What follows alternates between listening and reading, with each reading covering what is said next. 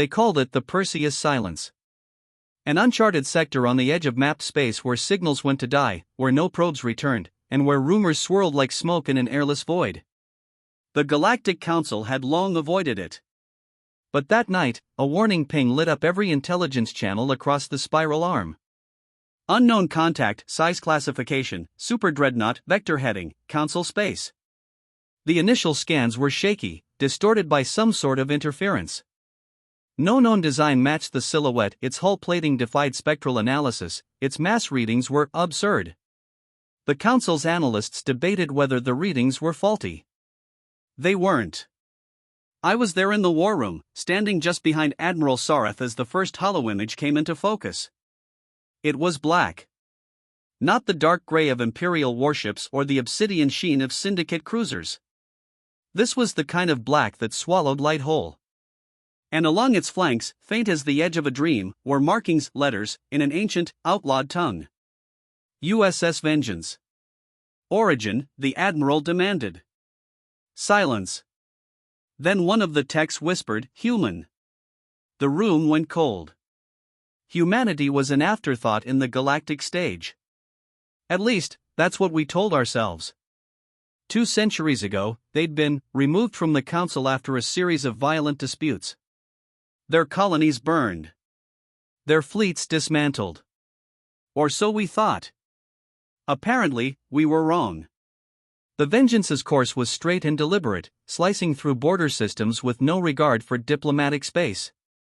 The Council dispatched an interception force, 12 heavy cruisers, 2 carrier groups, a full complement of attack drones. The biggest show of force in years. We thought it would intimidate them. It didn't.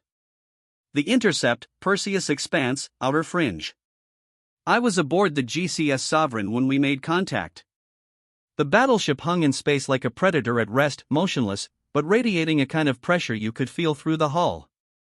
Open a channel, the Admiral ordered. Our comms officer hesitated. Sir, they've already opened one. Every display on the bridge flickered. Static rolled in like a tide. Then, in perfect galactic standard, a voice spoke. Stand down. Not shouted. Not threatened. Just stated. The way a mountain states its presence against the wind. The Admiral's jaw tightened. Target weapons. Lock firing solutions. We fired the first volley, standard procedure for a hostile incursion. Our beam arrays and torpedoes streaked toward the black hull and vanished. Not exploded. Not deflected. Vanished, like water into sand. There, absorbing the fire, the tactical officer stammered. Then the Vengeance moved. It didn't blaze forward on ion thrusters. It didn't lurch like a clumsy dreadnought.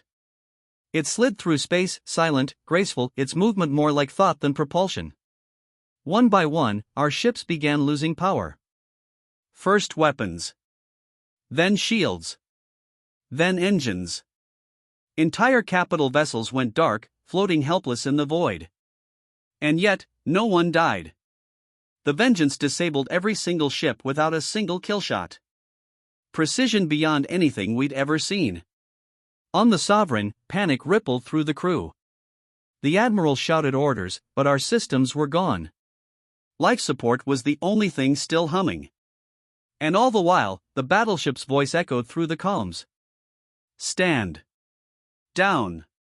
Aftermath, Council Core Worlds.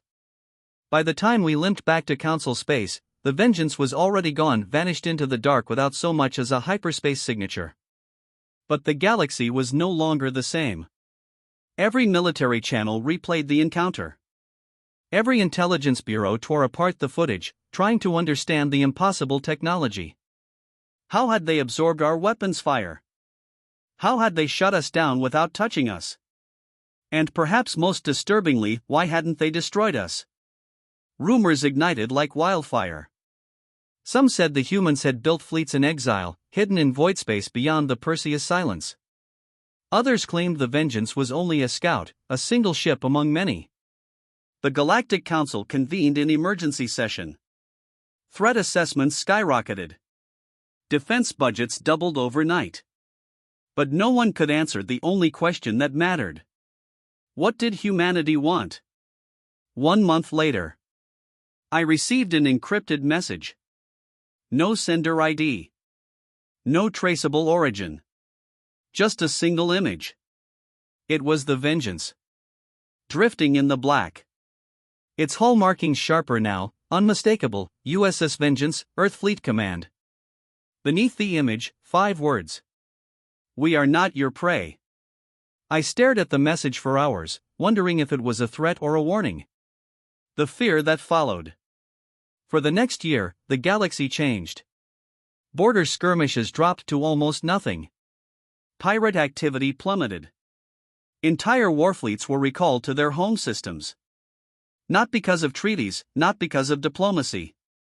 But because somewhere out there, in the dark between stars, Earth's battleship was watching. Merchant captains claimed to see a black shape following their convoys, only to blink away the moment they looked too long. Military patrols reported ghost readings, a massive, unidentifiable mass on long-range sensors, gone before interceptors could arrive. It was as if the Vengeance wasn't patrolling space, but haunting it. And then came the whisper networks. Fleet officers spoke quietly in mess halls about intercepted transmissions in ancient Earth languages.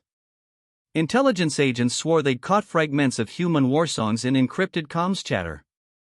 The galaxy had seen powerful ships before. It had seen wars that blackened whole worlds. But this was different. This was something far older, deeper, like the ocean to a desert creature.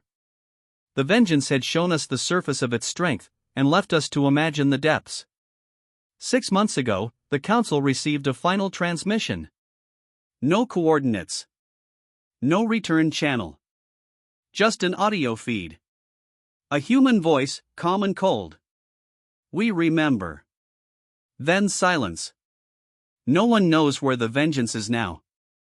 Some think it returned to the Perseus silence, waiting. Others believe it's here, hidden among us, cloaked in some human magic we still can't understand. What I do know is this. The galaxy still screams in fear when it hears the name Earth. Not because of what we know, but because of what we don't.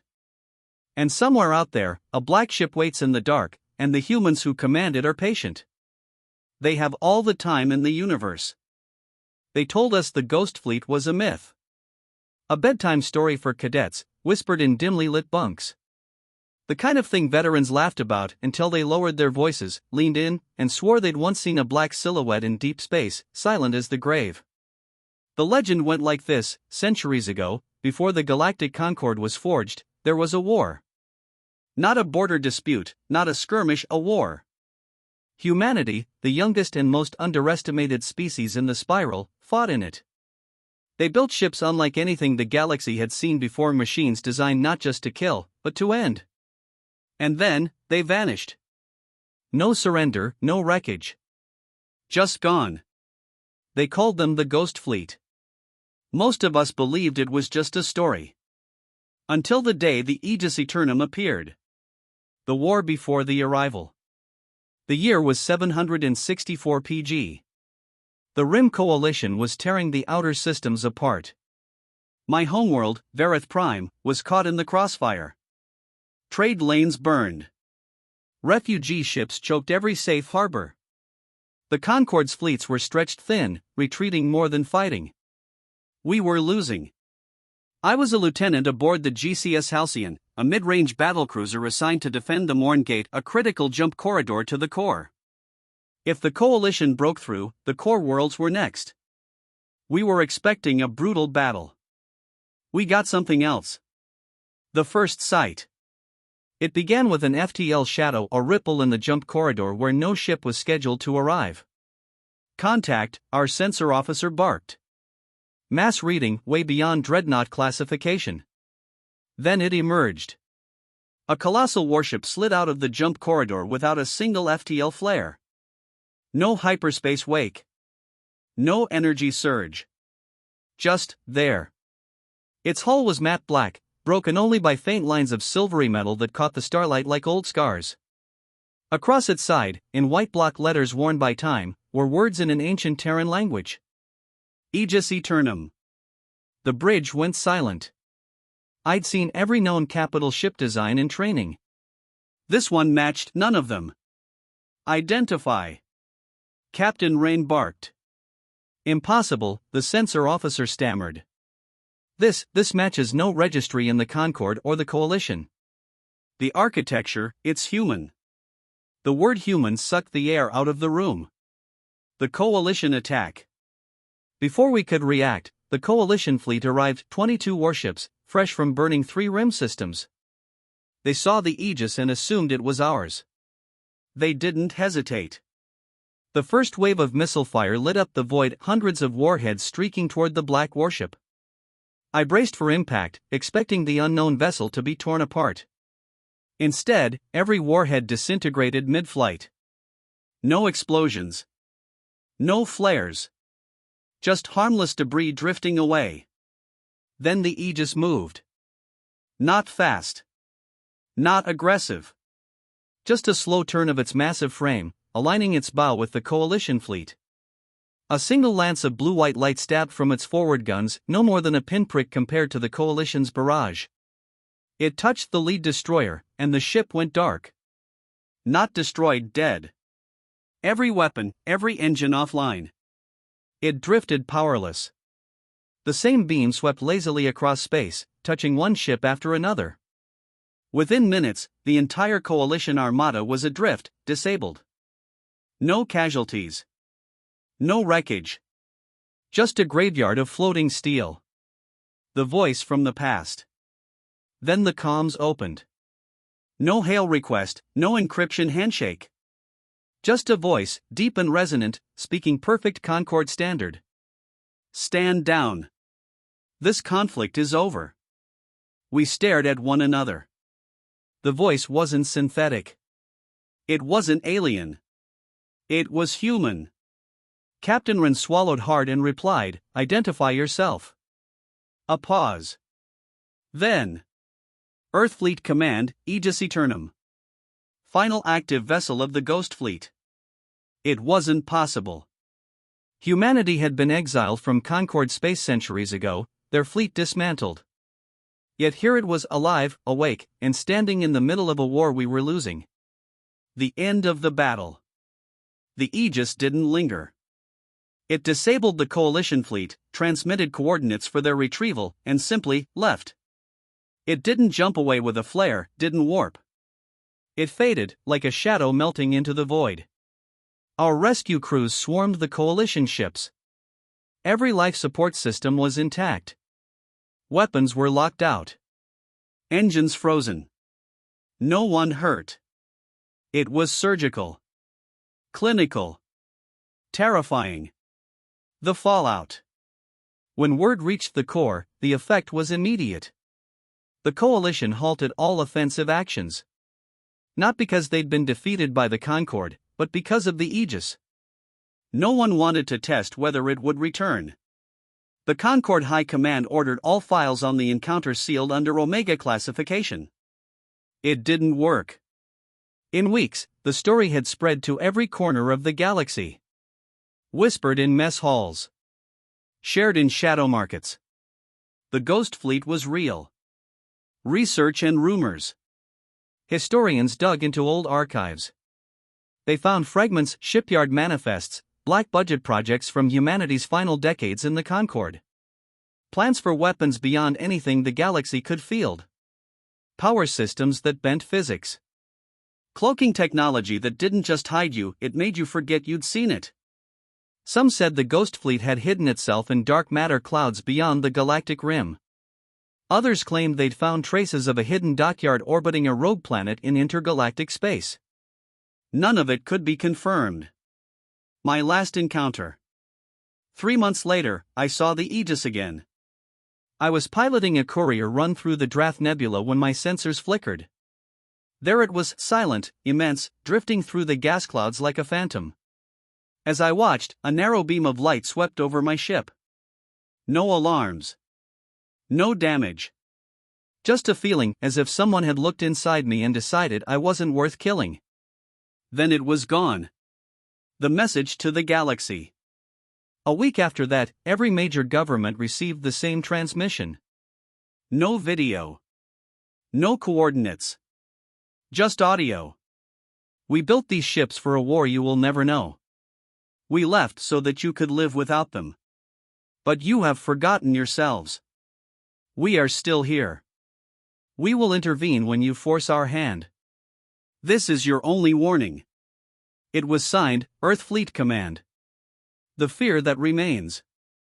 Now, whenever a new war brews, I notice something. Fleets hesitate. Politicians reconsider. Pirates vanish from entire sectors. No one says it out loud, but we all think the same thing. What if the Ghost Fleet is watching? And if the Aegis Eternum is only one ship? How many more shadows are out there? The galaxy screamed in fear the day it arrived. And it hasn't stopped whispering since. The exile had been meant to erase them. 200 years ago, the Galactic Empire had cast humanity out, stripped of their fleets, their colonies burned, their star charts deleted from the official record. The humans were driven beyond the Orion Veil, into cold, uncharted darkness. The official history books said they perished there. The truth was different. The anniversary.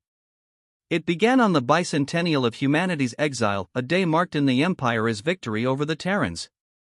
The Emperor himself stood atop the great balcony of the Imperial Palace, addressing billions of subjects via the HoloNet. The speech was all bluster about peace and security, carefully omitting the bloodshed that had bought them. The Empire had moved on. Humanity had been forgotten. That's when the sky changed. Without warning, the capital's blue noon turned black, not with storm clouds, but with the shadow of something vast descending from high orbit. At first, people thought it was a meteor, or perhaps an atmospheric failure in the orbital docks. But then the silhouette resolved, a colossal warship, matte black with a long, angular prow, drifting in silence above the Imperial Palace. Across its hull, in sharp white letters faded with age, were words none had seen in centuries. EFS Retribution, Earth Fleet Command. The panic. The city erupted into chaos. Air raid sirens howled. Civil defense grids activated. Fighters scrambled from orbital hangars. But within seconds, every defense system failed. Planetary shield generators powered down, orbital weapons platforms went silent, and the fighter squadron stalled mid-flight, their engines cold. Not a single shot was fired. The Retribution hadn't moved. It was just watching. The palace. Inside the throne room, I stood among the Emperor's retinue as comms officers frantically tried to re-establish contact with the fleet. Every screen showed the same thing, the Retribution hovering like a predator that didn't need to pounce. Open a channel, the Emperor barked. We can't, Your Radiance. They've bypassed all encryption protocols. They're already in our network. A voice filled the hall. Not loud, but heavy. Human. 200 years ago, you cast us into the dark. You stole from us. You bled us. You thought we would die there. The Emperor clenched his jaw, trying to project calm. State your purpose.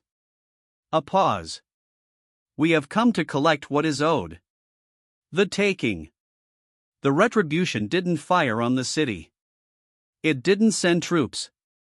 Instead, massive cargo beams lanced down from its underbelly, locking onto the Imperial Treasury Tower. The structure didn't crumble, it simply vanished, atom by atom, into the beams. Tons of gold-plated credit bars, vaults of rare metals, artifacts stolen from conquered worlds, all lifted into the belly of the battleship in perfect silence. The Empire's wealth, gone in minutes. The humiliation. But the Retribution wasn't finished. Every public broadcast across the Empire flickered and changed, not to the Emperor's face, but to grainy images from 2 centuries ago, the burning of Earth's colonies, the slaughter of civilians, the destruction of their fleet. The footage was accompanied by a single line of text in every known language. We remember. Billions watched in silence. The Emperor's rage. The Emperor, red-faced, shouted into the empty air, "You've made a mistake. You've humiliated the Empire. We will hunt you down." The human voice returned, calm as the void. You tried that once. It didn't work then. It will not work now. And with that, the retribution began to rise. The departure. As the warship ascended, orbital systems flickered back online. Fighters reignited, but no one dared pursue. Not because of orders, none were given, but because of the truth every pilot felt in their gut: chasing that ship would mean death. The retribution cleared the atmosphere and vanished into the darkness beyond the moons. No hyperspace flare. No trail. Just gone. The aftermath. The loss of the treasury crippled the empire overnight. Trade routes collapsed. Vassal worlds rebelled. The emperor's prestige shattered. But perhaps worse than the economic blow was the fear. Rumors spread that the retribution wasn't alone, that a fleet of Earth warships waited in the shadows, ready to strike again. Every unexplained sensor blip, every vanishing convoy, was blamed on them. The message was clear: humanity had survived exile. They had rebuilt. And they had not forgiven. The whisper years. In the months that followed, whispers filled the spaceways. Smugglers claimed to have seen the retribution in uncharted systems, its black hull drifting silently before vanishing. Some said it was taking back more than gold, recovering stolen artifacts from the Empire's centuries of conquest. Others claimed it was recruiting from among the oppressed, building a coalition in the shadows. The truth didn't matter. The fear did. A personal epilogue. A year later, on an escort mission near the Orion Veil, my ship's sensors caught an impossible reading: mass classification, super dreadnought. Before we could react, a voice came over the comms, unencrypted, unmistakable. "Tell your emperor, the debt is not yet paid." I looked out the viewport just in time to see a black silhouette fading into the void. We never reported it. Not officially. Because I knew, like everyone who had seen it, that no one could stop them. And that's why, even now, the galaxy still screams in fear when a shadow blots out the stars. Because somewhere out there, Earth's battleship is still collecting what it is owed. And it will not stop.